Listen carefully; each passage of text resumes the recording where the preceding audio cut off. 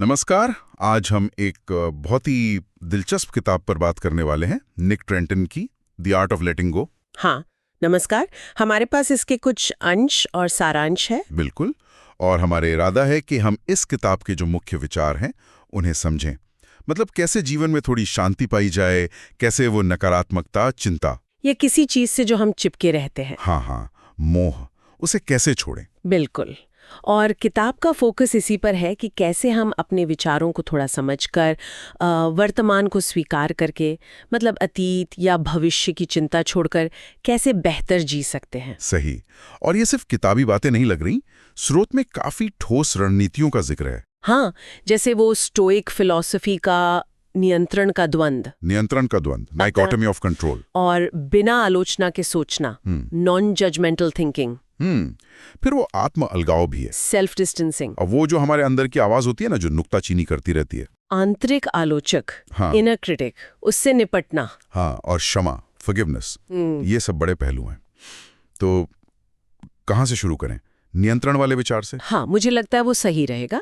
नियंत्रण का द्वंद्व, ये एक तरह से पूरी जाने देने की कला का आधार है। तो क्या है ये?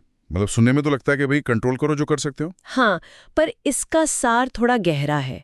ये कहता है कि हमें एकदम साफ साफ समझना होगा कि क्या चीजें सच में हमारे वश में हैं और क्या बिल्कुल नहीं। और अक्सर हम शायद उन्हीं चीजों के पीछे भागते हैं या परेशान होते हैं जो हमारे वश में है ही नहीं। बिल्कुल।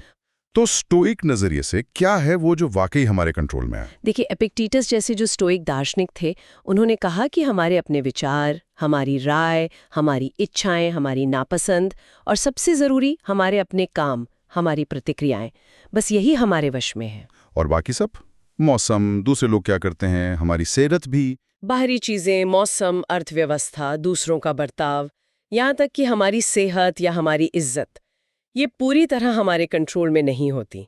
थोड़ा बहुत असर डाल सकते हैं, पर पूरा नियंत्रण नहीं। तो मतलब फोकस अंदर होना चाहिए, बाहर नहीं। बिल्कुल। एपिक्टेटस तो कहते थे कि असली मानसिक शांति और आजादी तभी मिलेगी जब हम अपनी सारी ताकत उन्हीं चीजों पर लगाएंगे जिन्हें हम बदल सकते हैं, अपने विचार और अपने कर्म। बाकी चीजों को स्वीकार करना सीखें। स्वीकार करना, ये निष्क्रियता तो नहीं है? नहीं, ये निष्क्रियता नहीं है। ये अपनी ऊर्जा को सही जगह लगाना है। बेकार की चीजों पर ऊर्जा बर्बाद करने से बचना है। कोई उदाहरण है इसका? जैसे मान लीजिए किसी की परीक्षा है। हाँ, बढ़िया उदाहरण है।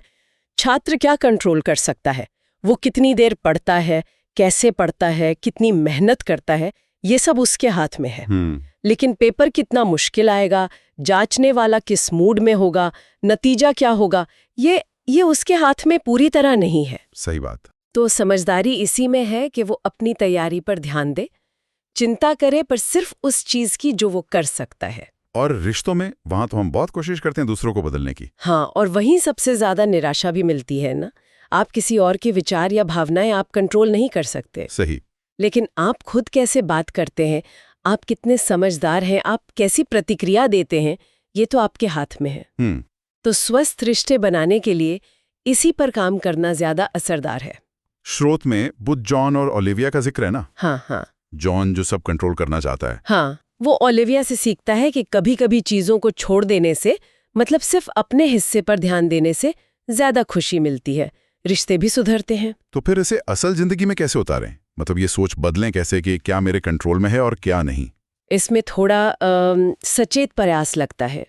एक तो है माइंडफुलनेस, यानी वर्तमान पल में रहना, ध्यान देना कि अभी क्या हो रहा है। बिल्कुल। जब दिमाग भागे ना भविष्य या अतीत में, उसे वापस खींच लाना। दूसरा, जब भी परेशान हो, एक पल रोकें, पूछें खुद से, इस सिचुएशन में क्या है जो मैं कंट्रोल कर सकता हूँ। जैसे वो ट्रैफिक जैम वाला उदाहरण। हाँ, जैम आप हटा नहीं सकते, ये कंट्रोल में नहीं है, लेकिन आप चिल्ला सकते हैं, गुस्सा कर सकते हैं, या फिर शांत रह सकते हैं, गाने सुन सकते हैं। ये आपकी प्रतिक्रिया आपके कंट्रोल में है। स्रोत में वो 2 मिनट के ध्यान की बात भी थी, 2 गोले बनाने वाला। हाँ, वो 2 वृत्त वाला अभ्यास बहुत आसान है। मन में 2 घेरे बनाइए। एक में वो सब सोचिए जो आपके कंट्रोल में है, आपकी कोशिश, आपकी सोच। और दूसरे में वो सब जो नहीं है, दूसरों की राय, बारिश होगी या नहीं वगैरह। इससे दिमाग साफ होता है कि भाई ध्यान कहाँ लगाना है और क्या जाने देना है। और इसका फायदा?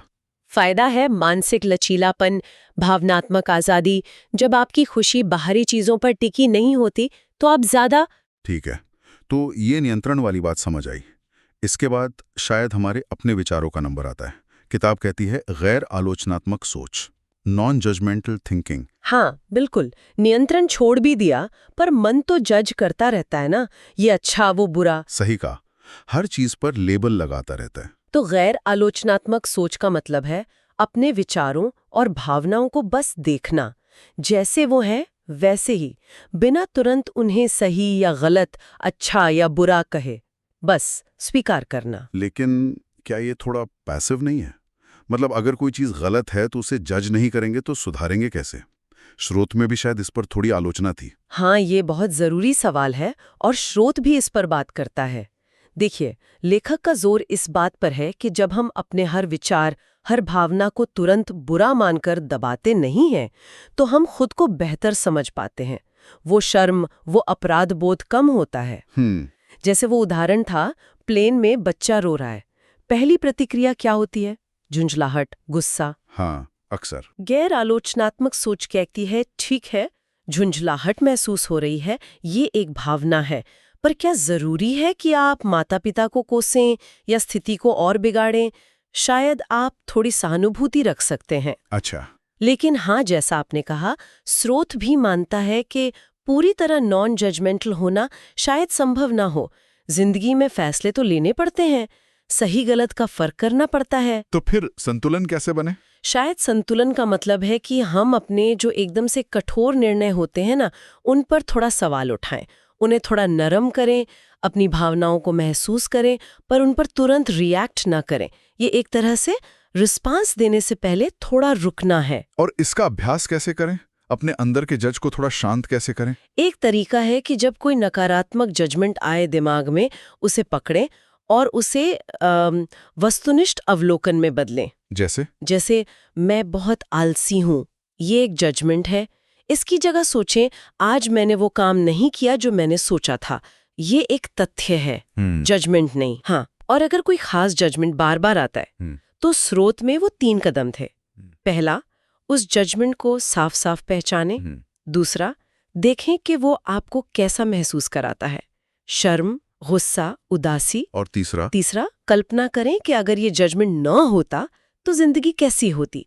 इससे उसकी पकड़ थोड़ी ढीली पड़ती है। समझ गया। तो बाहरी नियंत्रण छोड़ा, अंदरूनी जजमेंट्स को नरम किया। पर कई बार भावनाएं इतनी तेज होती हैं कि ये सब सोचना ही मुश्किल हो जाता है। बिल्कुल, तूफान के बीच में शांति खोजना मुश्किल है। हाँ, तो शायद यहीं पर वो आत्म अलगाव या सेल्फ डिस्टेंसिंग काम आता है। आपने बिल्कुल सही पकड़ा।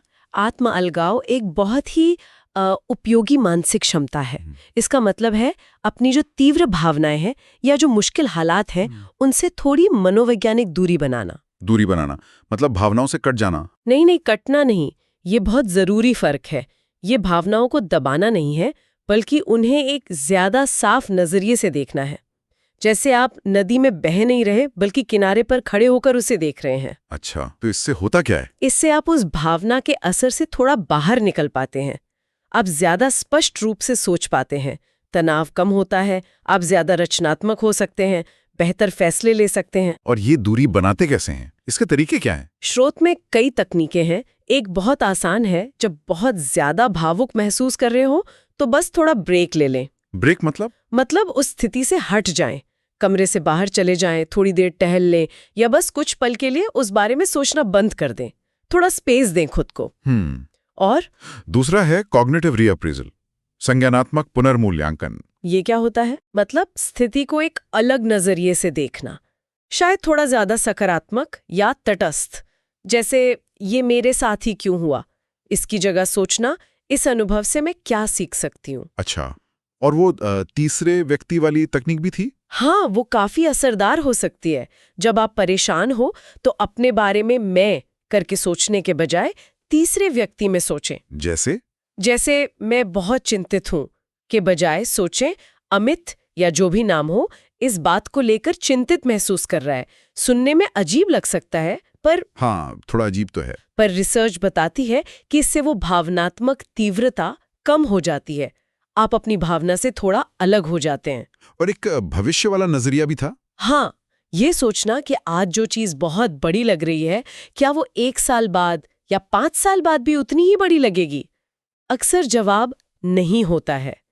इससे तात्कालिक समस्या थोड़ी छोटी लगने लगती है। स्रोत में वो कियारा का उदाहरण था जो तनाव में थी। हाँ, कियारा कल्पना कल्पी है कि वो खुद को ऊपर से देख रही हैं, जैसे छत से, और उसे अपनी समस्याएं थोड़ी दूर से, छोटी दिखती हैं। इससे उसे शांति मिलती है और वो उनसे निपट पाती है।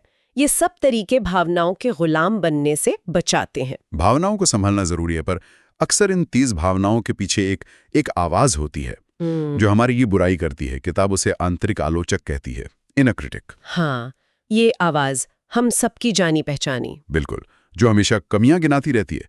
तुम काफी अच्छी नहीं हो, तुमने फिर गड़बड़ कर दी। हाँ, और हमें लगता है कि ये हमें शायद बेहतर बनने के लिए डांट रही है, पर स्रोत कहता है कि ये असल में हमें शर्म, झिझक और नाराजगी में फंसा देती है। मोटिवेट कम, डीमोटिवेट ज्यादा करती है। तो इससे निपटे कैसे? इसे चुप कैसे कराएं, या शायद संभालें कैसे? संभालना ही सही शब्द है। चुप कराना मुश्किल है, शायद नामुमकिन भी। पहला कदम है जागरूकता, पहचानना कि ये आवाज कब बोलती है, क्या बोलती है और आप पर इसका क्या असर होता है। अच्छा, फिर उन ट्रिगर्स को पहचानना, मतलब वो कौन सी बातें हैं, कौन सी स्थितियां हैं जो इस आवाज को जगा देती है। और फिर वो ज्ञान, शक्ति और प्रेम वाली बात थी, वो क्या है? हाँ, देखिए, ज्ञान का मतलब है माइंडफुलनेस। ये समझना कि ये सिर्फ एक आवाज है, ये पूरी सच्चाई नहीं है, ये आप नहीं हैं। ठीक है। शक्ति का मतलब है अपनी ताकतों को याद करना, अपनी पिछली सफलताओं को याद करना, खुद को याद दिलाना कि आप सक्षम हैं। और प्रेम मतलब आत्मकरुणा, सेल्फ कंपैशन, खुद के प्रति वैसी ही दया दिखाना जैसी आप किसी अच्छे दोस्त के लिए दिखाते अगर वो कोई गलती करता। मतलब अपनी गलतियों पर खुद को कोसने के बजाय उन्हें स्वीकार करना, उनसे सीखना और खुद के प्रति नरम रहना। नकारात्मक विचारों को चुनौती देना, उन्हें ज्यादा संतुलित, ज्यादा दयालु सेल्फ टॉक से बदलना। स्रोत में वो इयान और जैस के उदाहरण थे, बास्केटबॉल वाला और सामाजिक चिंता वाली। हाँ, वो दिखाते हैं कि ये आलोचक कैसे अलग अलग तरह से सामने आता है। इयान के लिए खेल की गलतियों पर, जैस के लिए लोगों से मिलने जुलने में। दोनों ही मामलों में आत्मकरुणा और इस आवाज को पहचानने से मदद मिलती है। और इसका वो पूर्णतावाद से भी नाता था, परफेक्शनिज्म। हाँ, बिल्कुल। ये आलोचक अक्सर परफेक्शनिज्म की खाद पर पलता है। किताब कहते हैं कि परफेक्शनिज्म के बजाय उत्कृष्टतावाद, एक्सीलेंटिज्म अपनाएं। एक्सीलेंटिज्म? हाँ, मतलब हमेशा परफेक्ट होने की अवास्तविक दौड़ में मत भागो। अपना बेस्ट दो, सुधार पर ध्यान दो और अपनी कोशिशों को सराहो। इससे उस आलोचक का वजन अपने आप कम हो जाता है। जी, ये बहुत जरूरी है, खुद के प्रति दयालु होना। हाँ, और इसी से जुड़ा एक और भारी पर जरूरी विषय है क्षमा, फॉरगिवनेस। हाँ, क्षमा। ये शायद जाने देने का सबसे मुश्किल हिस्सा हो सकता है, चाहे दूसरों को माफ करना हो या खुद को। हाँ, खुद को माफ करना ज्यादा मुश्किल लगता है कई बार। बिल्कुल। स्रोत ये साफ करता है कि क्षमा का मतलब ये नहीं कि आप भूल जाएं कि क्या हुआ था, या ये कहें कि जो हुआ वो ठीक था। और नहीं, ये मतलब है कि जिसने चोट पहुंचाई उससे दोबारा दोस्ती करनी ही पड़ेगी। हाँ, ये जरूरी नहीं है। क्षमा असल में एक आंतरिक काम है। ये आपके अंदर का फैसला है कि आप उस दर्द, उस गुस्से, उस कड़वाहट को अब और ढोना नहीं चाहते। तो ये दूसरों के लिए काम अपने लिए ज्यादा है। बिल्कुल, ये मुख्य रूप से आपकी अपनी देखभाल है, सेल्फ केयर, ताकि आप अतीत के बोझ से आजाद होकर वर्तमान में जी सकें। और इसके फायदे क्या हैं? मतलब बोझ हल्का होने के अलावा? बोझ हल्का होना ही सबसे बड़ा फायदा है। सोचिए, गुस्सा, कड़वाहट ये जहर की तरह हैं जो हम खुद पीते रहते हैं। इनका असर हमारे मानसिक और शारीरिक स्वास्थ्य पर पड़ता है। क्षमा करने से ये नकारात्मक भावनाएं कम होती हैं, मन शांत होता है, आप अपनी ऊर्जा बेहतर चीजों में लगा पाते हैं। किताब में वो 4 Ds और 4 R की बात थी, दूसरों को क्षमा करने के लिए 4 Ds। हाँ। पहला डीप डाइविंग, जो हुआ उस पर, उसके असर पर गहराई से सोचना, अपनी भावनाओं को समझना। दूसरा डिसाइडिंग, ये तय करना कि क्षमा आपके लिए क्या मायने रखती है और फिर माफ करने का एक सचेत फैसला लेना। तीसरा डूइंग, यहाँ थोड़ी कोशिश लगती है, सहानुभूति विकसित करना, मतलब उस व्यक्ति के नजरिए को समझने की कोशिश करना जिसने चोट पहुंचाई। जरूरी नहीं आप सहमत हो, पर समझने की कोशिश। और चौथा, डीपनिंग। इस पूरे अनुभव से आपने क्या सीखा, इस क्षमा से आपका क्या व्यक्तिगत विकास हुआ, इस पर सोचना। और खुद को माफ करने के 4 Rs, ये ज्यादा मुश्किल लगते हैं। हाँ, हो सकते हैं।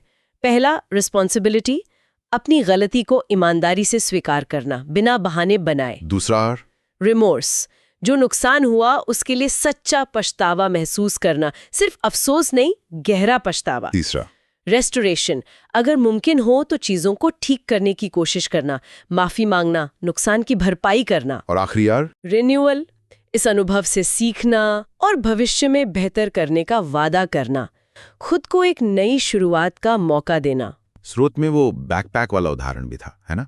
हाँ, वो बड़ा अच्छा रूपक है। जैसे आप एक बैग लेके चल रहे हैं और हर शिकायत, हर चोट, हर गुस्सा एक पत्थर है उसमें, और बोझ बढ़ता जाता है। हाँ, क्षमा करना मतलब उन पत्थरों को एक एक करके बैग से निकालना।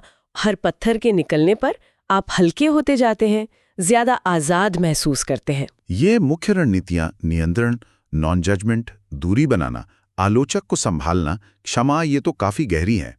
इनके अलावा भी कुछ छोटी मोटी तकनीकों का जिक्र था? हाँ, कुछ और भी मददगार चीजें थीं, जैसे उत्कृष्टतावाद, जिसकी बात हमने की, परफेक्ट नहीं, अपना बेस्ट। और अनासक्ति, नॉन अटैचमेंट। हाँ, चीजों, लोगों या नतीजों से बहुत ज्यादा चिपकना नहीं, ये समझना कि सब कुछ बदलता है, अस्थायी है। और एक चीज जो आज बहुत जरूरी है, मीडिया खपत का प्रबंधन। बिल्कुल, लगातार नकारात्मक खबरें देखना, उससे बचना और थोड़ी सकारात्मक सामग्री चुनना। हाँ, और ब्रेन डंपिंग। ब्रेन डंपिंग, जब दिमाग में बहुत कुछ घूम रहा हो, चिंताएं, काम, नेगेटिव विचार, तो सब कुछ एक कागज पर लिख देना। इससे दिमाग थोड़ा खाली होता है, हल्का महसूस होता है। और नकारात्मक स्वलिपियों को छोड़ना, मतलब वो जो कहानी हम खुद को सुनाते रहते हैं। हाँ, वो निराशावादी कहानी, उसे पहचानना और उसे ज्यादा सकारात्मक, ज्यादा ताकत देने वाले विश्वासों से बदलना। एक और तकनीक थी बाह्यीकरण, एक्सटर्नलाइजेशन। हाँ, ये नैरेटिव थेरेपी से है। अपनी समस्या को, जैसे चिंता या गुस्से को, अपने अंदर का हिस्सा न मानकर एक बाहरी चीज की तरह देखना। जैसे मैं चिंतित हूं के बजाय सोचना, चिंता मुझे परेशान कर रही है।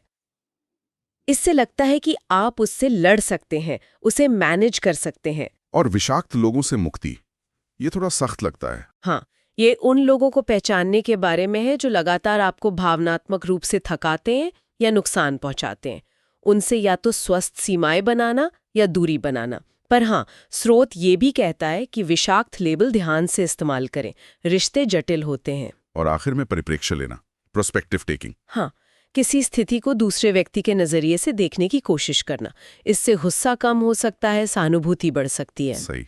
तो ये सारी रणनीतियां छोटी बड़ी सब मिलकर ही जाने देने की कला बनती हैं। बिल्कुल। और ये कोई एक बार का काम नहीं है, ये एक लगातार चलने वाला अभ्यास है, एक यात्रा है। तो अगर हम आज की चर्चा को समेटें तो निक ट्रिंटन की किताब पर आधारित ये स्रोत हमें दिखाते हैं कि जीवन में शांति और लचीलापन पाने के लिए कई रास्ते हैं। वो नियंत्रण का द्वंद्व समझना, अपने विचारों और भावनाओं को बिना जज किए देखना, उनसे थोड़ी दूरी बनाना सीखना, अपने अंदर के आलोचक को साधना और क्षमा का अभ्यास करना, ये सब बहुत शक्तिशाली उपकरण हैं। ये सब जानना समझना अच्छा है, पर जैसा आपने कहा, असली चुनौती तो इन्हें रोजमर्रा की जिंदगी में उतारने की है। और यहीं पर एक सोचने वाली बात आती है। हम जाने देना को अक्सर हार मान लेना समझते हैं या निष्क्रिय हो जाना।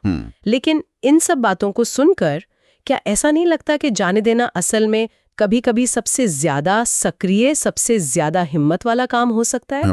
मतलब शायद किसी पुरानी आदत को छोड़ना, किसी ऐसे रिश्ते को जाने देना जो अब सही नहीं है, किसी अधूरे सपने को या किसी गहरी चोट को, उसे जाने देना ही शायद आगे बढ़ने का सबसे बड़ा, सबसे साहसी कदम हो। ये सोचने वाली बात है।